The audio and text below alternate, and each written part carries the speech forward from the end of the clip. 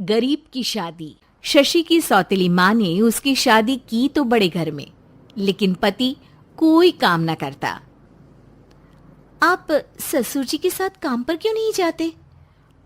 हाँ जाऊंगा, लेकिन कल से। आज जरा मैं दोस्तों के साथ घूमने जा रहा हूँ। शशि के दो बच्चे होते हैं, लेकिन रमेश का हाल वैसा का वैसा ही रहता है। एक दिन, सुनिए ना, बच्चा रो रहा है, इसके दूध के लिए पैसे नहीं है। अरे तो पिताजी से ले लो ना। क्यों?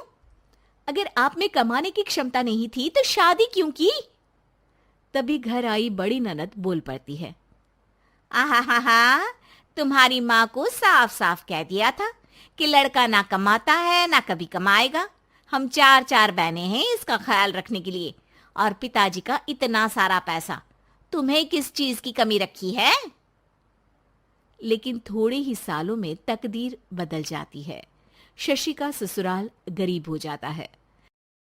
सब बिकने के बाद शशि अपने पति, बच्चे और सास के साथ किराए के मकान में आ जाती है। मैं कोई नौकरी करना चाहती हूँ दीदी। अरे इतने बड़े घर की बहू थी शशि, तुम नौकरी करोगी? नहीं नहीं नहीं नहीं। नहीं करूंगी तो घर कैसे चलेगा? बच्चों को भी तो पालना है ना। तभी शशि का भाई आ जाता है। शशि, ये ले राशन का सामान, किसी भी तरह की कोई भी जरूरत हो तो बताना। भाई, अब मैं नौकरी करूंगी। देख बहन, वैसे तो मैं तेरे साथ हूं, लेकिन हाँ, मैं ये भी चाहता हूं कि तू अपने पैरों पर खड़ी हो जा।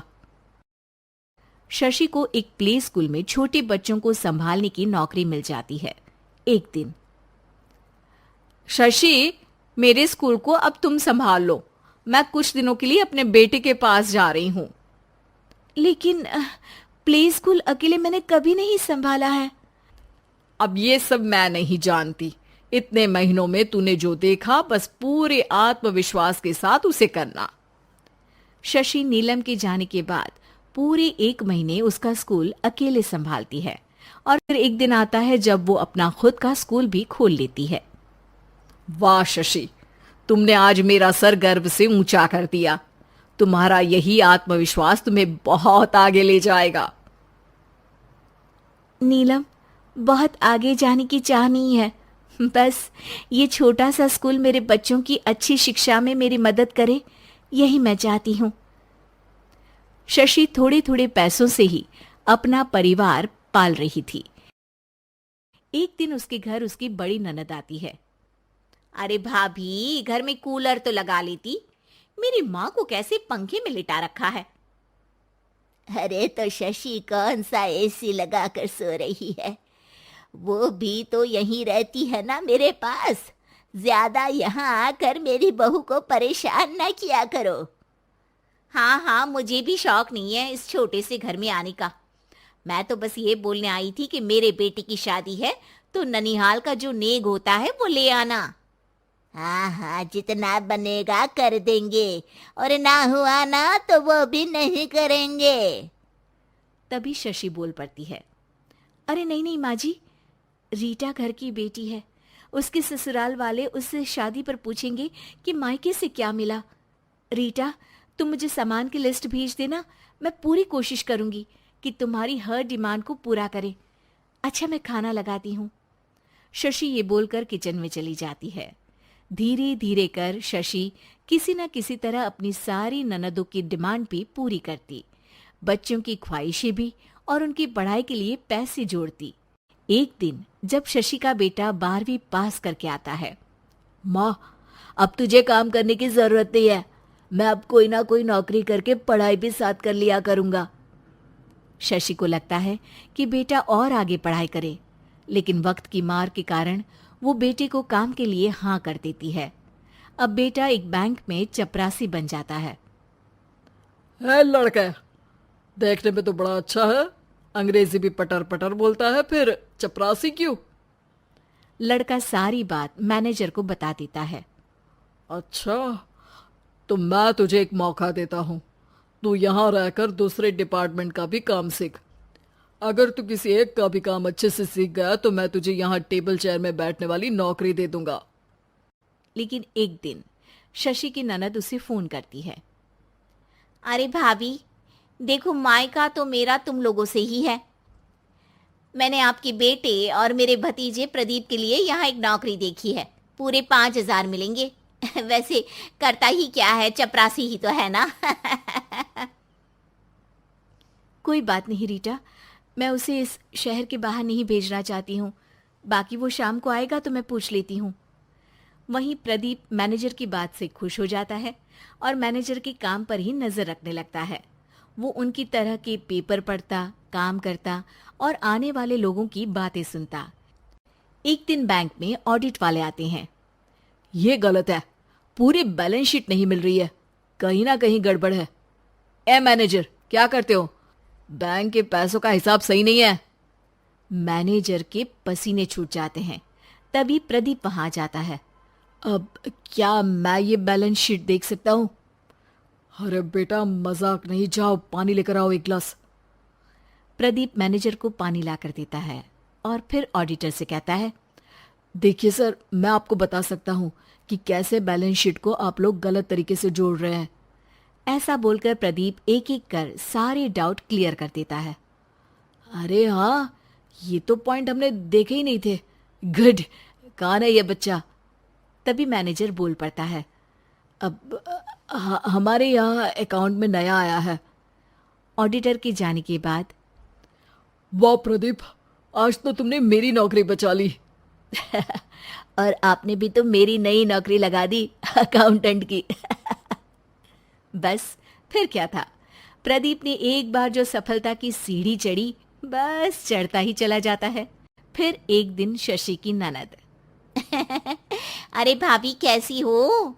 घर को तो बड़ा ही सुंदर चमका रखा है। अरे बेटी, कैसे आना हुआ? तू तो इस छोटे से घर में आना भी नहीं चाहती थी। कोई खास काम है क्या? अब हाँ, वो माँ, मेरा जो मजला बेटा है ना, वो अकाउंट से पढ़ाई कर रहा है, तो प्रदीप से बोलकर उसकी भी कहीं अच्छी नौकरी लगा दो ना। सास और शशि समझ जाते हैं कि कैसे पैसे आते ही लोगों के बात करने के तरीके से लेकर रिश्ते निभाने तक में बदलाव आ जाता है।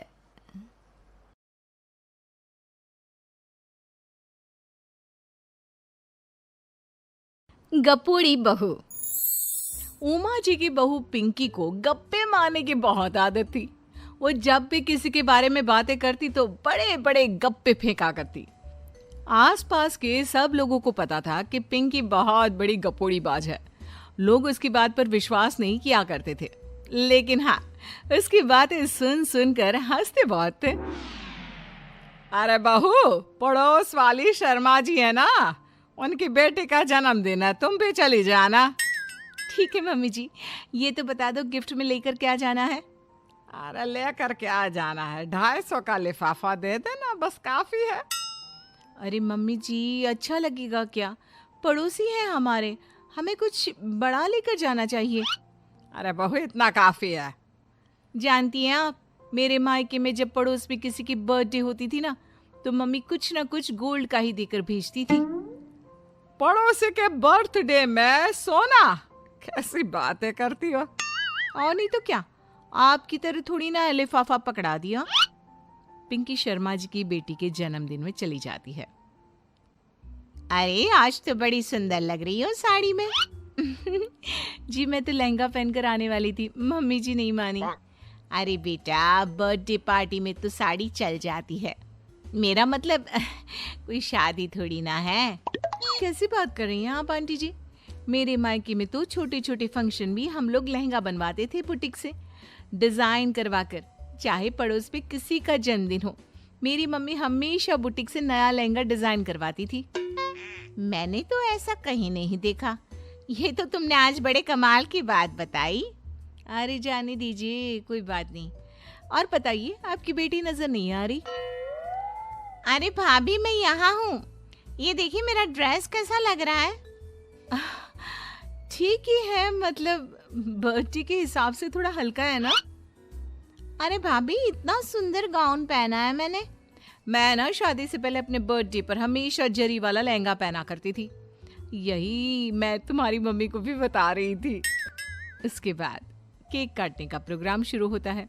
सब लोग इकट्ठे हो जाते हैं। शर्मा जी की बेटी का केक देखकर पिंकी से रहा नहीं जाता। उसके अंदर का गपोड़ी बाज बाहर निकल कर आ जाता है। अरे इतना छोटा सा केक! अरे बेटा, मेहमानों के हिसाब से ही है, जितने लोग इतना बड़ा केक। आंटी जी, कम से कम 4 या 5 मंजिल वाला केक तो बनाना चाहिए था। आपकी बेटी का बर्थडे रोज रोज थोड़ी ना आता है। मेरे बर्थडे पर हमेशा पापा 4 केक बनवाते थे। सारे केक 4-4 मंजिल के होते थे। वहां पर सारे लोग उमा जी के मोहल्ले के ही थे और वो पिंकी के गप्पे मारने की आदत से अच्छी तरह वाकिफ थे। इसलिए सब लोग उसकी बात सुनकर हंसने लगे, लेकिन किसी ने पिंकी से कुछ नहीं कहा। एक दिन सुबह सुबह पिंकी ने अपनी सास से कहा, मम्मी जी, मेरे मम्मी पापा मुझसे मिलने के लिए यहाँ आ रहे हैं। अरे वाह, ये तो बहुत अच्छी बात है। उनके आने की तैयारी करो, अच्छा अच्छा खाना बनाओ। वैसे कब तक आएंगे? मम्मी जी फ्लाइट से आ रहे हैं, कल शाम को 4 बजे की फ्लाइट है। फ्लाइट? लेकिन बेटा तेरा मायका तो यहाँ से 2 घंटे की दूरी पर है। तेरे मम्मी पापा फ्लाइट से कब से आने लगे? अरे मम्मी जी, आपको पता नहीं है, मेरे मम्मी पापा ना आधे घंटे की दूरी के लिए भी फ्लाइट का टिकट बुक करवाती है। अरे गप्पे थोड़े कम मारा करो बहू। कोई फ्लाइट से तब आएगा ना जब यहाँ पर एयरपोर्ट होगा। तुम्हारी मम्मी क्या उड़ कर आएगी घर में? अरे हाँ मम्मी जी, मैं तो भूल ही गई थी। वो क्या ना, मेरे मम्मी पापा हमेशा फ्लाइट से ही ट्रैवल करते हैं, तो मेरे दिमाग से ही निकल गया था। अगले दिन पिंकी के मम्मी और पापा पिंकी से मिलने के लिए उसके घर आते हैं। आइए आइए जी, आपका बहुत बहुत स्वागत है। और समदन जी, हमारी बेटे की कोई शिकायत तो नहीं ना? ठीक से संभाल लिया है ना आपका घर? अरे मेरी बहू बहुत समझदार है, घर का काम बहुत अच्छे तरीके से करती है। बस थोड़ा ज्यादा बोलने की आदत है उसे, आपको परेशान करती होगी ना? बात तो आपकी सही है, उसकी थोड़ा ज्यादा नहीं बहुत ज्यादा बोलने की आदत है। लेकिन कोई बात नहीं, आपकी बेटी दिल की बहुत अच्छी है, बस थोड़ा बोलती ही तो ज्यादा है। पिंकी बेटा इधर आओ, देखो तुम्हारे मम्मी पापा आए हैं। तुमने इनके लिए खाना तो बना लिया ना? वो क्या है ना मम्मी जी, आपसे एक बात कहनी थी। हाँ हाँ बोलो बहू, क्या बात है? डरने की कोई जरूरत नहीं। वो मम्मी जी, मैंने सोचा मम्मी पापा आए हैं तो खाना बाहर से मंगवा लेती हूँ। अरे कोई बात नहीं बेटा, वैसे भी तुम किचन में काम करने लग जाती तो अपने मम्मी पापा से बात कब करती। बहुत अच्छा किया। अब तुम अपने मम्मी पापा के साथ बैठकर आराम से बात करो, मैं अंदर जाती हूँ। शाम का वक्त जैसे ही दरवाजे की घंटी बजी, 3-4 लोग हाथों में खाने के बहुत सारे पैकेट लेकर उमा जी के घर पहुंच गए।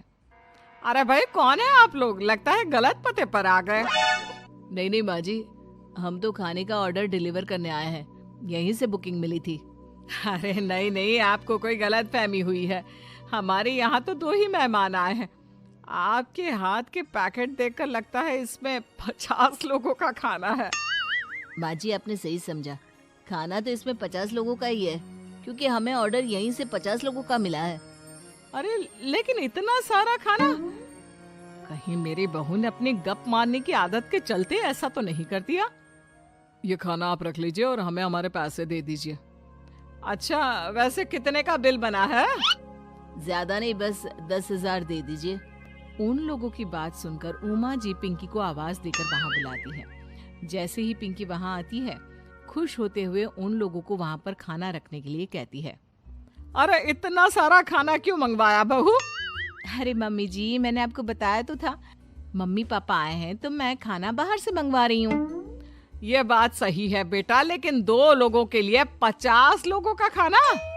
अरे मम्मी जी, कुछ कम पड़ जाए तो अच्छे थोड़ी ना लगता है, और मेरे मायके में तो ऐसा ही होता है, एक्स्ट्रा खाना मंगवाते हैं हम लोग। तभी पिंकी के मम्मी और पापा वहां पर आते हैं।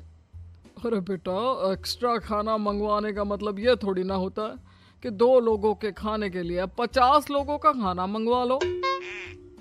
और बेटा, तुम्हारी गप मारने की आदत के चलते 10,000 का बिल आया है। तुम्हें नहीं लगता ये गलत है? देखो बहू, बढ़ा चढ़ाकर बातें करना अपनी जगह, लेकिन इतनी बड़ी बड़ी फेंकना भी गलत है ना। पहली बात तो इतने सारे पैसे लगे, और दूसरी बात खाना वेस्ट होगा। आप लोग ठीक कहते हैं।